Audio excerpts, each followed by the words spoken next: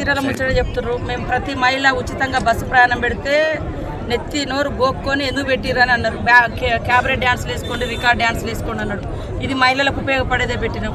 మరి ప్రతి ఇంట్లో ఆడకూతురు అదనంగా పెరిగినటువంటి 1300 గ్యాస్ ఉండే, అది దాన్ని కాస్త 500కు తగ్గించి మేము మరి మిగతా భారాన్ని తగ్గించి 500కే గ్యాస్ ఇస్తా ఉన్నాం.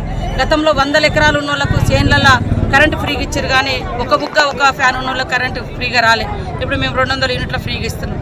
అదే కాకుండా మేము అలా మరి 120 రూపాయలకు 150 రూపాయలకు సూరత్ నుంచి 2 చీరలు తెచ్చుడొద్దు కాబట్టి ఒక స్పష్టతతోటి సీఎం గారు ఆల్రెడీ వివోల ద్వారా వాళ్ళకు నచ్చినటువంటి మంచి మహిళలకు డిజైన్స్ కూడా సెలెక్షన్ చేసి దాదాపు 1,20-30 లక్షల అది లెక్క తీస్తున్నారు.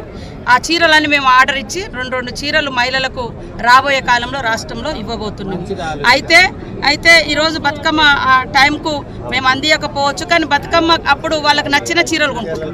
కాబట్టి చాలా చీరలు చేన్లలో చిలకల కాడ ఉంటున్నాయి. కాబట్టి నేతన్నకు పని ఇచ్చి మహిళలు ఉపయోగించుకునే విధంగా మరి బాగుండాలన్నటువంటి లక్ష్యంతో మేము ఆ చీరలను మహిళా గ్రూపుల ద్వారానే సెలెక్షన్ చేసి డిజైన్స్ కూడా వారికి అందించడం జరుగుతుంది.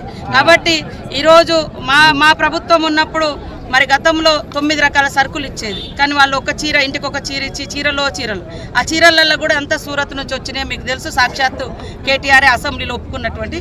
కాబట్టి చేనేత అన్నలకు ఉపయోగపడాలి, మహిళలకు వాడిన తర్వాత కూడా కనీసం ఇంట్లో ఏదో ఒకటి అన్నట్టుగా ఉండాలి, కానీ అది రాగానే పడకపోయి బెరుకుగా పడేసే వాళ్ళు కూడా చాలా జరిగింది. కాబట్టి ఒక నాణ్యతతో కూడినటువంటి వాటికి ఆర్డర్ ఇవ్వడం జరిగింది. అవి తొందరలోనే మేము పంపించేస్తాం.